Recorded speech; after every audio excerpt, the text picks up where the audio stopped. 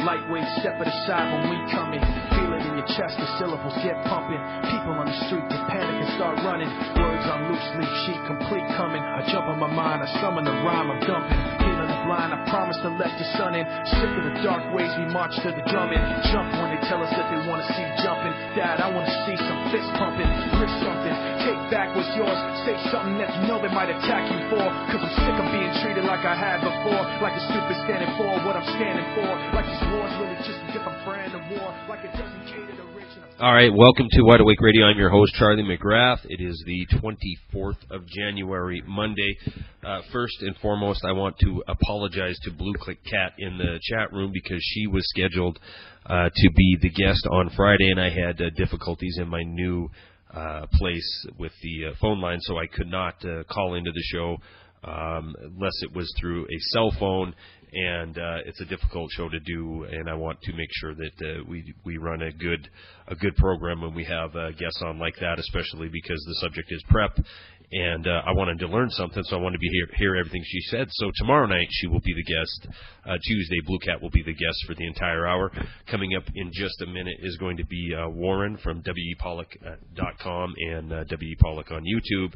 Our normal Monday night guest. I'm excited to get him on, and I'm excited that I announced in the chat room. By the way, if you're listening and not in the chat, go to wideawakenews.com, click on the chat room, and you can enter with a bunch of like-minded folks and share comments and also post questions for myself or Warren in there. Now, I announced in the chat room that my move is done, so I'm extremely grateful for that. So if you've been noticing any prep issues or any problems with the program in the last week or so, or week and a half, 2 weeks actually, it's because I've been slowly transitioning from one location to another. Swamp in the chat room asked me, why am I moving? And I comically said, I'm keeping them guessing, but no, the real reason I'm moving is my day job has changed. Same company, different position, so now I am located where our home office is, and getting set up was an absolute nightmare. So that is done. It's time to focus on Wide Awake News, Wide Awake Radio, and getting this program heard by more and more people, and I appreciate everybody who's stuck with me during this time, because it's not been easy for sure. Okay, Warren is coming up in just a minute. He put out another great reset video today, where we are today, and I can't wait to talk to him about that video, because it could not be more timely. In fact, I dumped a story into the chat room about ROM Waste No Crisis Emmanuel, and I'm uploading a video that I shot after reading this story, and then reading another story that I had posted on Wide Awake News about the condition of the health of the economy in this country, and it just absolutely fried me to read this story. Now let me give you an outline of what's going on in Chicago. We have a Rahm Emanuel, who was the chief of staff of the president, who bailed on him so he could go run for the esteemed political office of mayor of Chicago. He goes to Chicago, the air quote election board, end air quote, said, yeah, it's no problem. You haven't been a resident here, and you rented out your place, and you moved to D.C. to take the job of chief of staff. So we'll let you run for mayor, even though the laws in the book are very, very clear. You're a resident of Chicago. If you are for a year, you can run for mayor. If you're not, you cannot run for mayor. A panel of 3 judges looked at this and said, guess what? No, you cannot run for mayor. 2 said no, 1 said yes. And this is how law should work. So the story today that Rahm is out is a headline. Time will tell, but I'm telling you right here and now, there's absolutely no way that I think that he's going to stay off this ballot, because he does not live in the same realm as people listening to this broadcast in the chat room, or myself, or Warren. We are just mere mortals in the neo-feudal system. We are the ones who are, we are the serfs. We have to obey by those laws that are on the books. But when you're in the upper echelon of elite, those rules do not apply to you.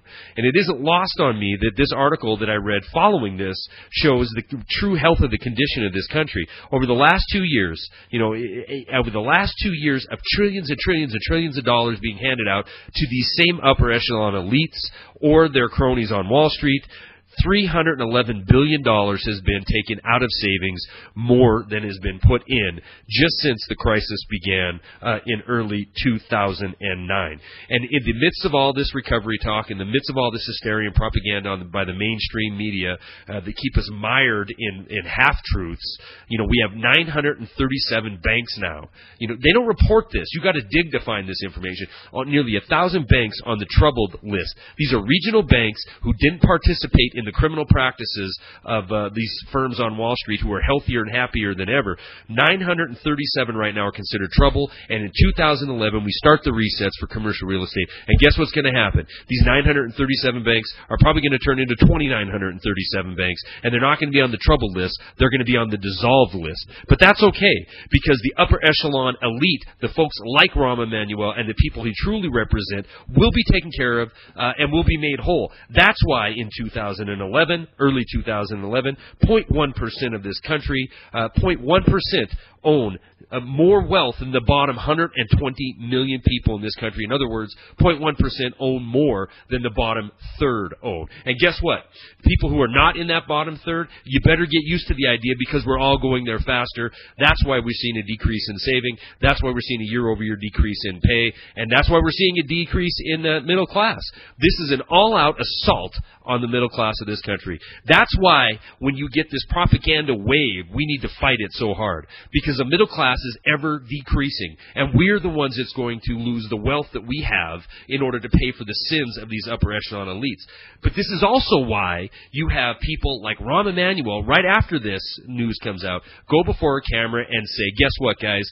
Don't worry about this. I can almost guarantee I'm going to make the ballot. I'm going to seek clarity in another venue. It's in the story I dropped into the chat room. He's going to seek clarity somewhere else.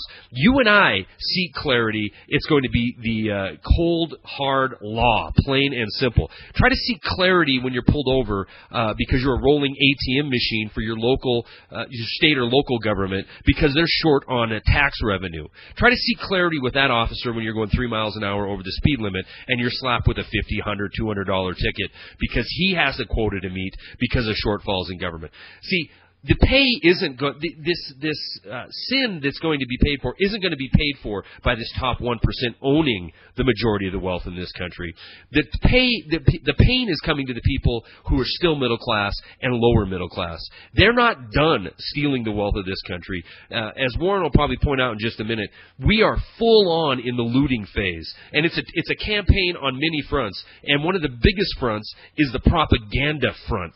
We are under complete assault for propaganda, telling us on one side things are getting better, telling us on the other side that when Wall Street's healthy, we're going to be healthy, telling us that the anger that's in this country right now is because of a couple rednecks sitting around a bar who want nothing more than to go out and lynch people. It's an assault on all fronts, and while we're being assaulted, defending off this mire, this morass of lies, hand over fist being thrown at us, we're being looted on the back door. The wealth is leaving the country. The wealth is leaving the American people and going to the upper echelon, elite, upper crust, fat-fingered scumbag bankers. All right, that's it. I'm going to bring Warren on now before I have a coronary. Warren Pollock, wepollock.com, inflectionpoints.com. Welcome to the program. It's great to talk to you again. How are you? It's great to talk to you, Charlie. And I think where we are right now, as you said, is in the looting stage. And all the security apparatus that we see is just one of the largest expressions of failure. It's really a confirmation that things are failing. And we'll see if it gets turned around in the State of the Union address. I mean, I'm hopeful, but not optimistic about it. What do you see? What do you see in the State of the Union address? I mean, what are they? I mean, what statistic are they going to try to glom onto to convince us that things are better? Is it going to be a deflection? Go ahead. Well, Obama said that he created millions of jobs. Yet, when you and I monitor first claims for unemployment insurance, we find out that we're actually decreasing employment prospects for people by the rate of about 100,000 per month. So the economy has been losing jobs at the rate of 1.2 to 1.5 million jobs per year. And meanwhile, the Obama administration is saying that they added 3 million jobs. So he's going to come out in the press release and say that he's done such a great job creating jobs in the economy. And maybe he'll talk about alternative energy. But there's a lot of issues that have to be addressed, such as the bankruptcy of the states, whether or not they're going to allow states to renege on their pensions, whether or not that we can see a positive trajectory. And, when I did this Great Reset video, and I'd like everyone to ask a question of themselves, are we headed in a positive trajectory or a negative trajectory? And I think that's the way that we have to gauge things.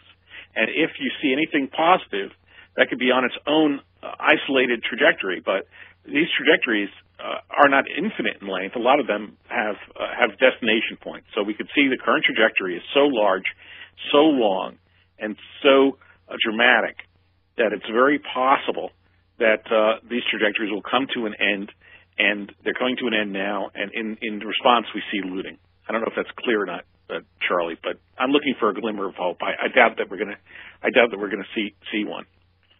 Well, I understand looking for a glimmer of hope, and there is short-term statistics that they can grab onto and get some bureaucrat to sign off on that would convince some. Not some. I mean, I get these messages, I get these emails saying, hey, look at this number, it's getting better. But in reality, when you dig into it, it's like the 9.4% unemployment. We go from 9.8 to 9.4, one of the largest drops ever, in a single month.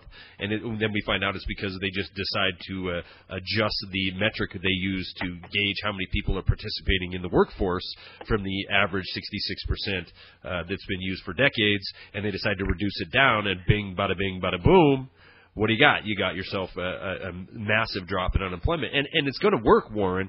But like I said in the opening, it seems to be, looking at it from an outside perspective, a layman's view, that we have anger boiling in the country.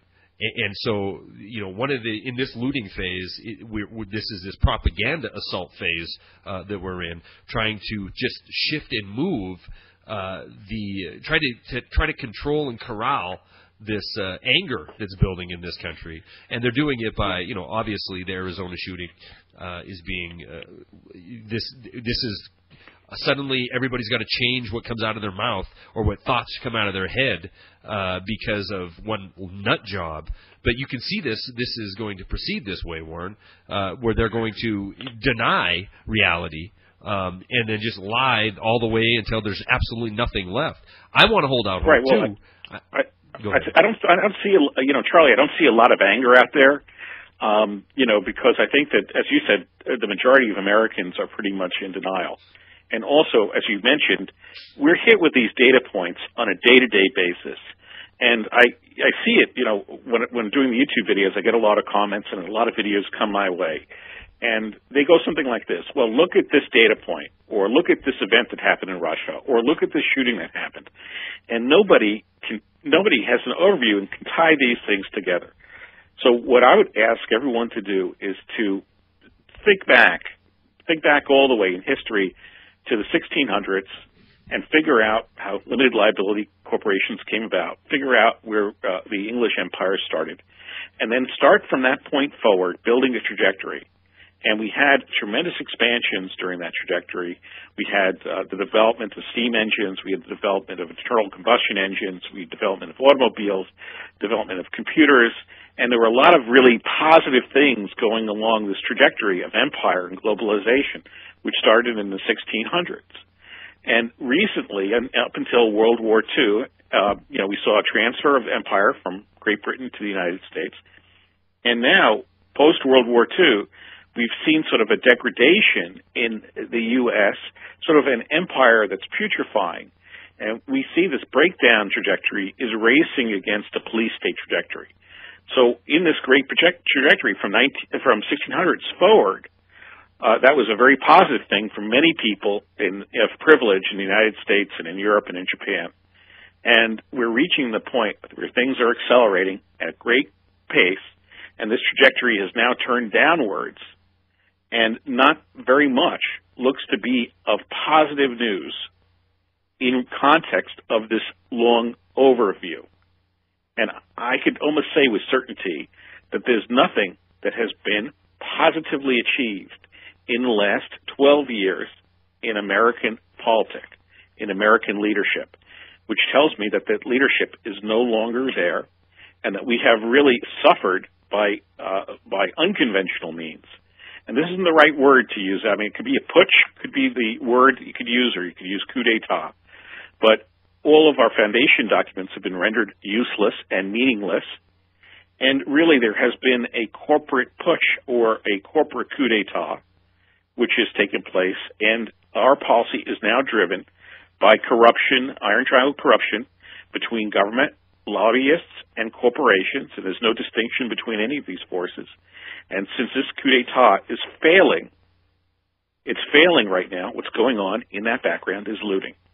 And that's what this important video is about. It tells you exactly where we are. And my next video is going to talk about where we will be, where people may have to spend 50% of their income or savings just to get food or to get energy. And that's a real possibility. And I'm holding off doing that because there's always a ray of hope that a leader will come forth and help us move towards a positive trajectory. I mean, just today, there was a major lawsuit which said that a lot of the mortgages that were issued were just blatantly fraudulent. That's something we knew since 2003. And the positive would be to start to prosecute the people that have perpetrated this great fraud. That would be a very good positive, because a lot of the blocking force for change are the very people who are committing fraud. So we'd like to just see that resolved. So I'm just getting an IM from Charlie saying, great info, keep on going. But I'd like to see something positive, some resolution. Someone go to jail that perpetrated this fraud, and someone put to jail for the conflict of interest between government and corporate interests.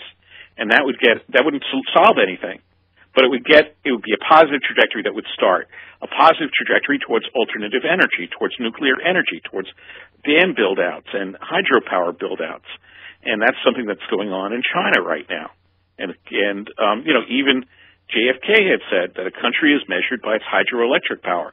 Well, now in the modern age, a country may be measured by its nuclear power or by its renewable power.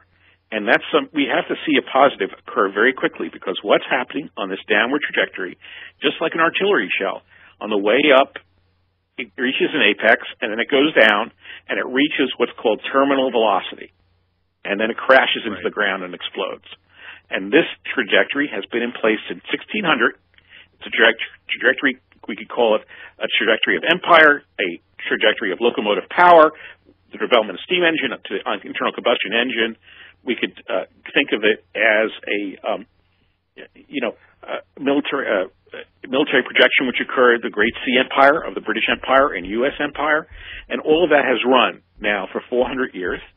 And it's reaching the end of its trajectory. It's unsustainable. The U.S. military projection is unsustainable with the current economy that we have. And right now, people are. I agree with you, Warren. I agree with you, and you were about to say that's why we're in this end phase of looting. And I guess where my question would be to you is in holding out hope that we're suddenly going to have a light bulb turn on, and we're going to see the light. And move towards alternative energy, or truly building out the infrastructure of this country. How on earth does that? I mean, everything you described, I agree with there. Going back to the 1600s, I agree. But in the last 12 years, and I'm going to say in the last 40 years, we've seen the implementation of the corporate state, this corporatocracy where there is no difference between government and corporations. They're interchangeable, revolving door at every level. I mean, in Congress and the Senate, they turn around and end up being lobbyists for these corporations that are writing the laws that are governing the land. How on earth can I hold out hope when I see, over the last, 40 years, yes, but even the last 2 years, the velocity, the apex is long time ago, and the velocity to terminal velocity is here, and we've seen just a ramp up in the last 2 years, to the point where, massive looting, years where we were spending 2, 3, some estimates almost 4 times GDP in order to bail out a bunch of people who need to be perp walked in order to have some closure, in order to have some integrity reinstalled in the system. I find it very, very hard to even, utter the words hope at this point. I do too. I mean, look at GE. Becomes, the CEO of GE all of a sudden is on the economic advisory team. And there's the guy that was in Chicago, all of a sudden, look what happens to him. He becomes a monkey muck in the Obama administration. So it's just a revolving door. It's a revolving door of corruption between government, private industry, and corporations. And now the people that know that the game is up, the really smart politicians like your Chris Dodd, who got sweetheart mortgages from Fannie Mae and Freddie Mac because he had government relationships. He left. He left. He knew the game was up. He's out of there. He didn't run for re-election. Go ahead, Charlie. No, you're fine. If you're seeing, I'll talk to you about it off after the break. I was sending you a message saying I'd like to, on the backside of this break, also you touched in that video the danger of doing exactly what you were doing, which is trying to get the truth out there and trying to have a critical view of the apparatus, as it were. I don't want to say even government, because I don't even think we have a government anymore. We have a bunch of people serving a financial machine that is ruling, lording over. So we're going to take this one and only break. 877-342-6673. If you want to call in and post questions to myself or Warren, or you can go to the chat room, wideawakenews.com. We'll be right back with Warren Pollock on Wide Awake Radio.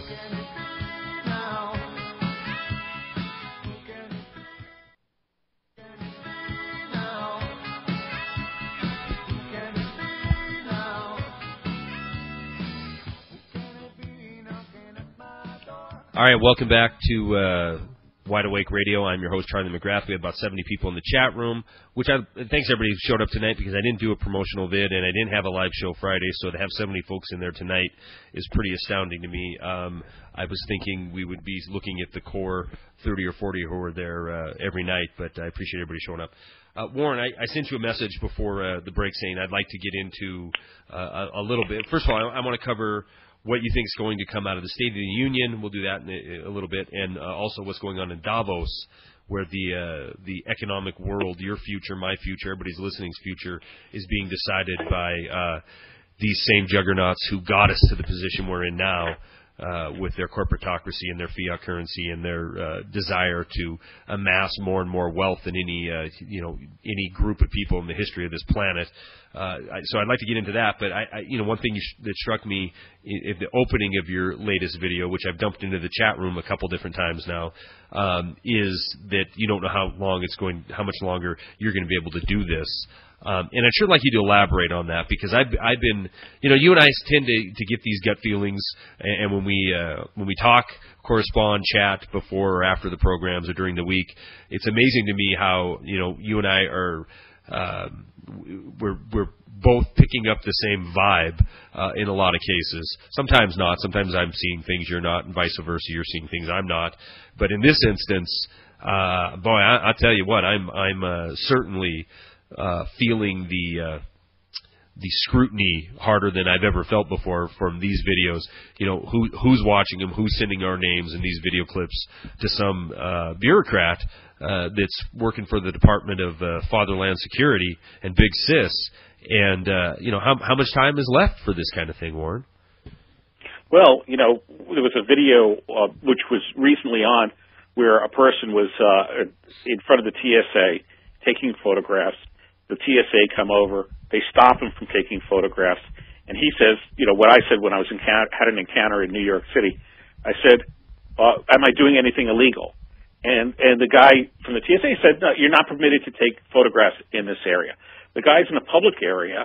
It's perfectly legal for him to take photographs in a public area, and the TSA are just making up the rules as they go along. And when they don't get the answer, they don't get the response that they want through intimidation, they call the police, and the police come over, and they either escort you out, ask for ID, or find some law to arrest you on. Oh, you don't want to show me an ID? Well, that's breaking the law. Oh, you're going to take a picture of me in certain states? Well, that's without my consent, and that's against the law. Oh, you want to record my voice? Oh, maybe that's against the law. You know, and in New York State, it's a single consent state when you record someone on voice or video. It only takes one party. They see the camera there. They know and you're in a public place. They have no right to privacy, and it's just insane that these bureaucrats are making up the law as they go along. And when you look at some of the people are being prosecuted against laws for extortion, for laws it was a recent guy that was having a fight with the SEC, and he was harassing them via emails, and then all of a sudden they find an obscure law in the code and it's used against this guy. We have Hal Turner, who I don't support. I mean, he's a neo-Nazi, in jail for 33 months. They tried him 3 times in order to convict him. Oh, gee, the first trial didn't work because the judge stood up for the Constitution. Oh, gee, let's try him again the second time. OMG, let's try him the third time. And by the way, he can't even defend himself in the press because the court's not going to allow him to do that. So this is the tone that we're living in, and it's an expression of failure. If things were working, people wouldn't be so afraid of words. And I don't think they should be afraid of these words because very few people are listening to them, frankly. I mean, Charlie, you have an audience of 10,000 people. I have an audience of 5,000 people. I mean, that's nothing. And when I talk to people who want to inform their friends and family, they run against denial. Like you in the audience, try to ask your family, don't you see that things aren't right? And a lot of them will look at you like you have antenna on or a tinfoil hat on. But, the way to do it, I think, is to show them the long trajectory and ask them, is there anything positive about the direction we are going in within the United States? Is there anything positive? Anything? Give me one. Charlie, can you think of anything positive? Do you see anything positive? Any positive trends emerging? The silence is because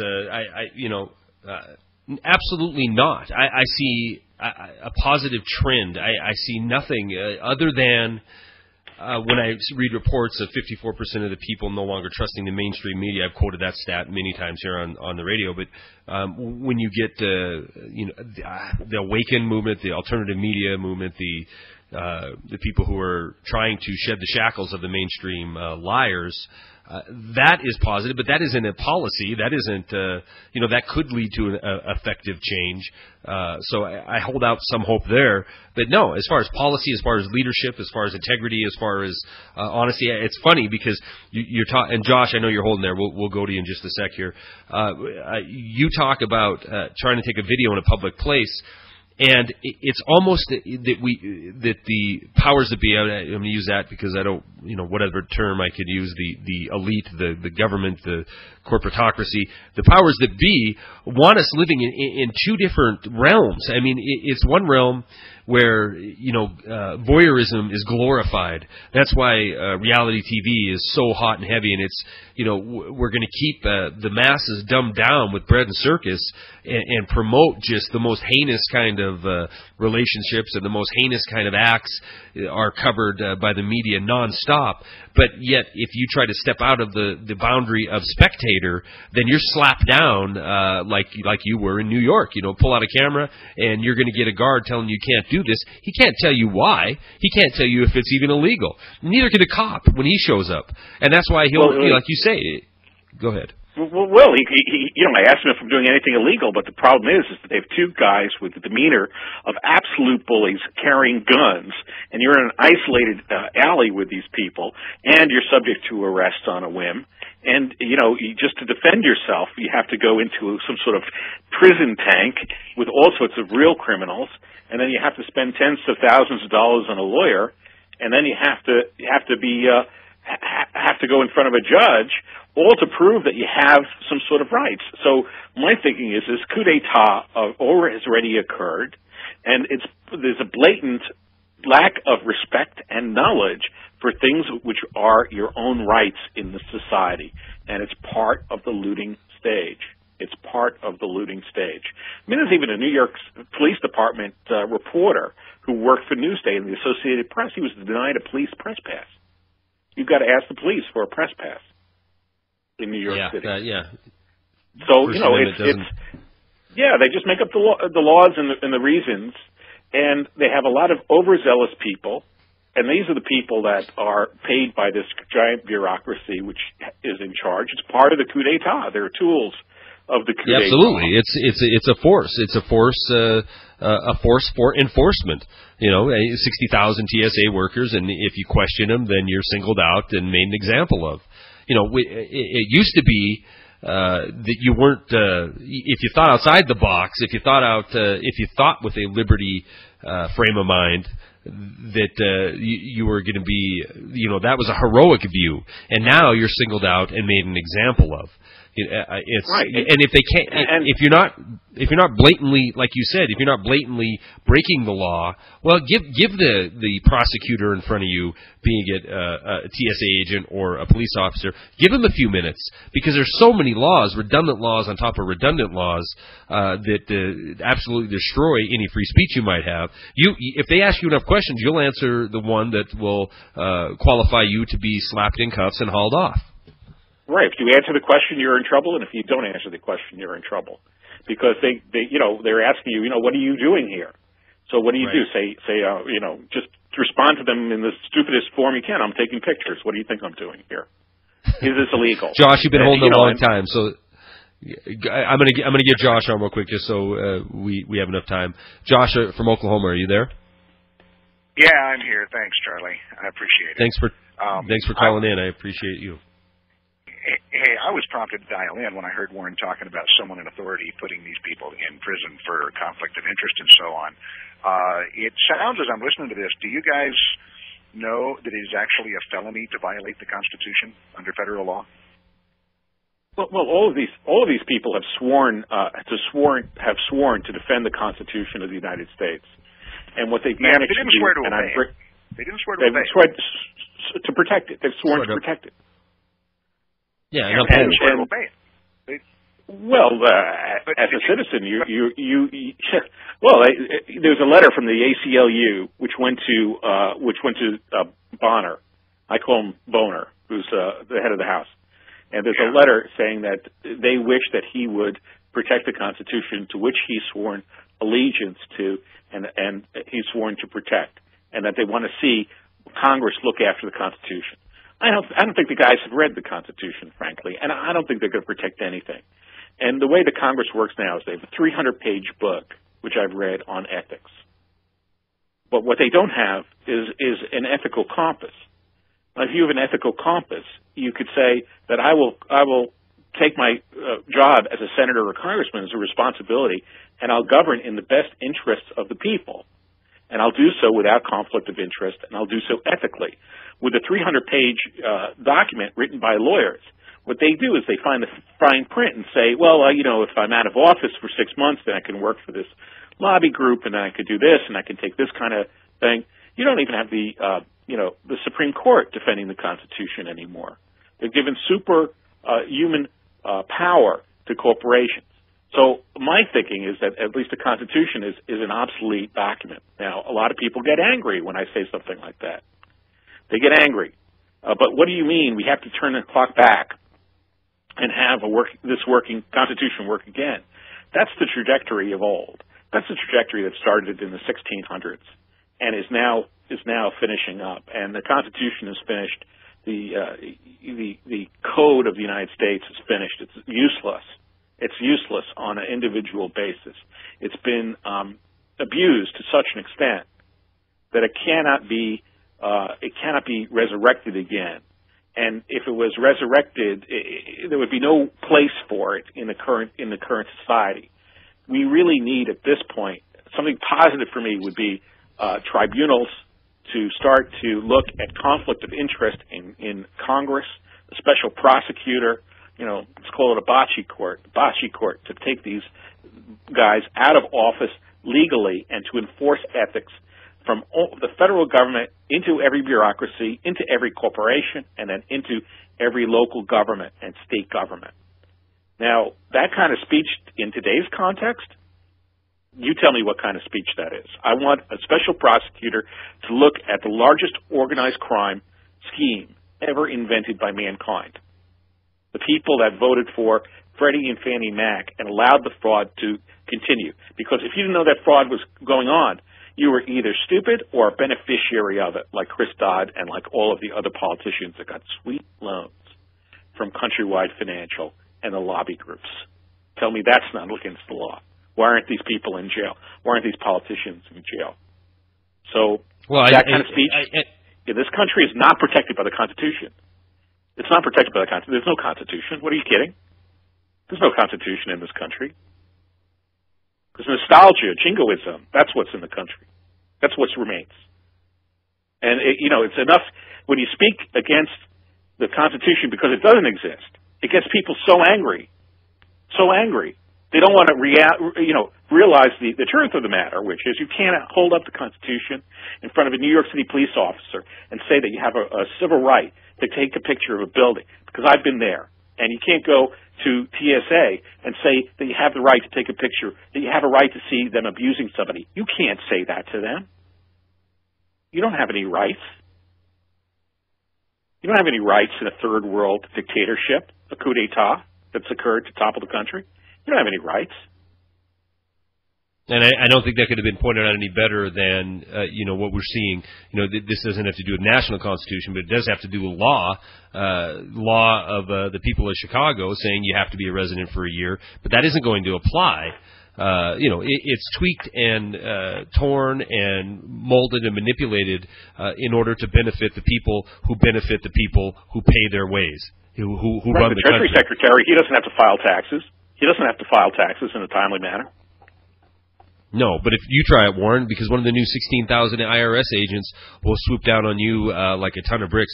Josh, I don't mean to dominate time. So I don't know if I answered your question, I don't know if I answered your question, but the problem is that the Constitution is no longer a relevant document, and that's the shame of it. Is that foundation document that a lot of people wrote and thought out very carefully. Thought that if it stopped working, it could actually be changed. If the government stopped working, you had the right to change it. So now try saying that and see how fast you wind up in jail. Absolutely. I mean, you Warren, it goes to the question I asked you. And Josh, thank you for the call. I don't know if we cut you off or you hung up, one or the other, but I appreciate the call. Obviously, is it a felony to not uphold the Constitution? I took an oath. I took an oath when I joined the military, and it was told to me at that time if I took this oath and I didn't uphold it, that I was committing a felony. So I'm assuming these guys know, and I'm assuming most of the public knows, but it doesn't matter. I think Warren is right on topic here. It's just another device used in order to generate division. We can say they're shredding the Constitution, and people are okay with it. But when you say we don't operate in that system anymore, and actually in some ways it's used to our disadvantage.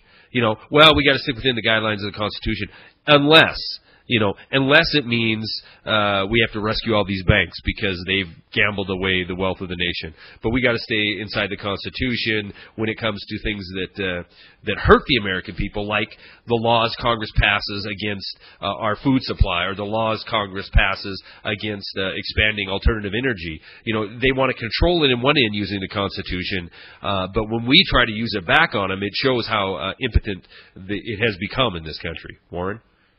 Well, yeah. I mean, the problem is you have to be victimized in order to enforce your rights under the Constitution. You have to be damaged to defend yourself under the Constitution. The only functional agency that I see is the ACLU.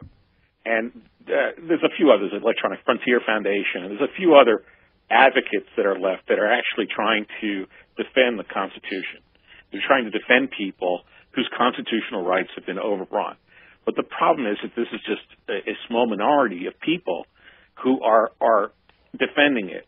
And, if you... And they're defending it on a level that is a microcosm. Am I wrong? I mean, if you look at the ACLU... Right. Yeah, the ACLU might look at a very narrow perspective of what they'll go after is violating the Constitution, but they're certainly not going after the collusion that's going on, the debasement of not only our currency but our entire financial system. They're not looking into these kind of matters.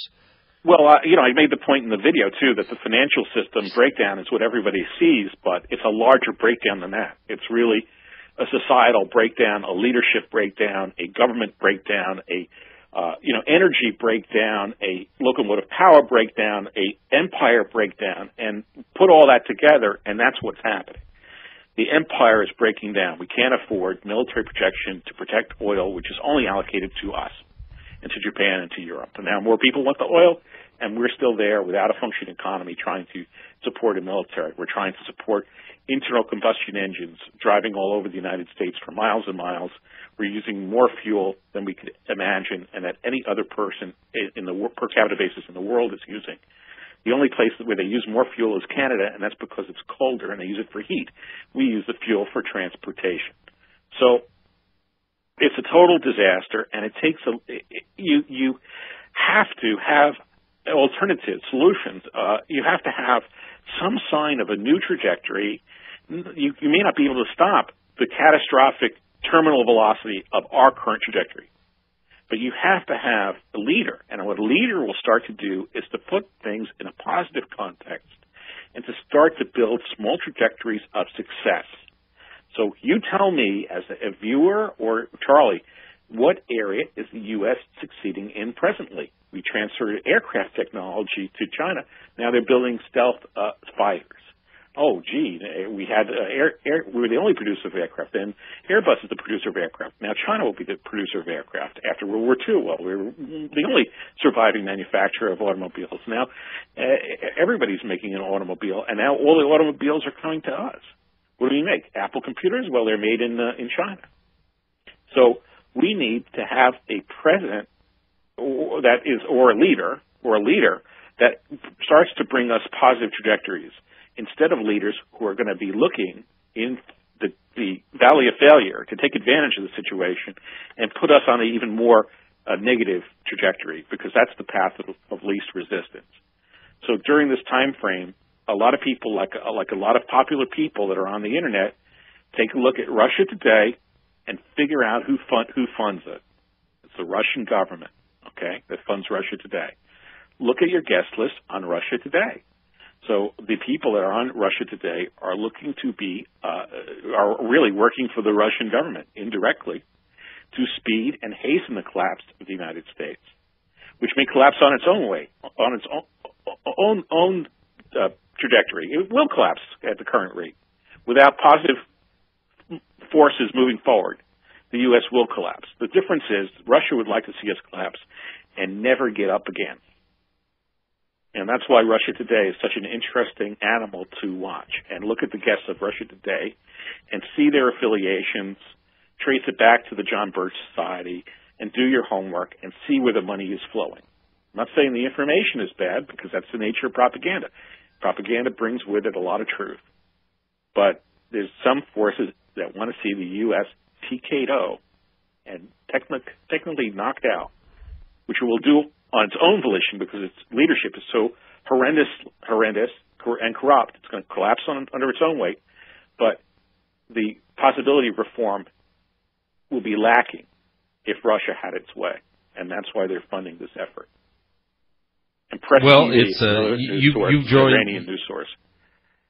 You've drawn the comparison to Radio America, Radio Free America being pumped into the former Eastern Bloc countries, and Russia Today is the same thing. It's just on a little more high tech level, and they're trying to, as hard as they can, to facilitate upheaval, which I think is coming regardless of what Russia Today does, Warren, because, the true statistics that you can find, that you report in your videos, show that the looting is here. It's full on.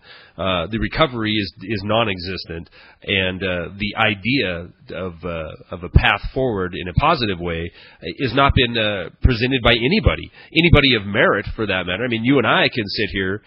You can make video after video in perpetuity about the correct path that you believe we should be on, but it's not going to gain traction because it's not funded. It's not supported or Madison Avenue advertised, and it's not going to go anywhere. So I think the collapse, regardless of Russia Today, although I do find the argument you make about their broadcast and their channel is very interesting, because it is centered primarily on what's leading to collapse.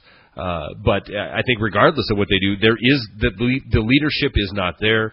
I think anybody who steps up into that role that is genuine and sincere will soon find out what happens to genuine and sincere ideologists who have an ideology of changing for the better. That he'll end up in a place he doesn't want to be.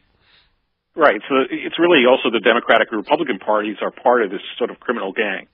So, when I looked to run for magistrate in a local town, I had to go through the Republican Party, and they literally wanted me to be their, I'm going to use this word, bitch. They wanted me to be their bitch in exchange for the endorsement. And you need their endorsement to get on the ballot because they set the rules in New York for qualifying for the ballot. So it's a heinous thing to try to get thousands of signatures without the even party. And even, Warren, I think you could make it into government, and to what avail? It has been so bastardized that you could have 535 members of Congress, but a very Harry Reid decides that we're not going to, the parliamentary tricks that they use in order to get certain legislation forward, or the absence of debate on issues, it can be controlled by a very, very select few. So 535 members of Congress, you don't have to own them all. You can own 10% of them and effectively kill any legislation that could lead to a positive outcome, and put forward any legislation that shoves us further into serfdom. Warren, how do I listen to your videos? How do I read your stuff on your website? Well, you could always check me out on wepollock.com. That's with two O's, WEPOLLOCK, or WEPollock on YouTube as well. Please subscribe. And my next video probably will be on describing what's next. I'm going to wait for the State of the Union address and then talk about, in my last video I said exactly where we are. In the next video I'm going to talk about what to expect, and at the present course you might as well put a zero value next to the value of your house. You might as well put a zero value next to the value of your pension, and a zero next to the value of next to the value of your dollar, and you'll have, instead of 5% cost for food, 50% of your assets, 50% of your money and income will be going for food and energy on the current trend. Warren Pollock, always a pleasure to have you on. When you're on, I like to just sit back and listen because it's always insightful and informative. Thank you very much. I appreciate it. Thank you, everybody who tuned in tonight. Tomorrow night, we're going to have Blue Cat on. We're going to talk gardening, preparation, urban environment. Should be a very interesting show. I'm excited to get her on. Stay tuned. Jeff Rintz is coming up next. We'll see you tomorrow night at the same time. Have a good night. Wage war, it's the poor who die. Meanwhile, the leader just talks away, stuttering and mumbling for nightly news to play. The rest of the world watching at the end of the day, both scared and angry, like, what did he say?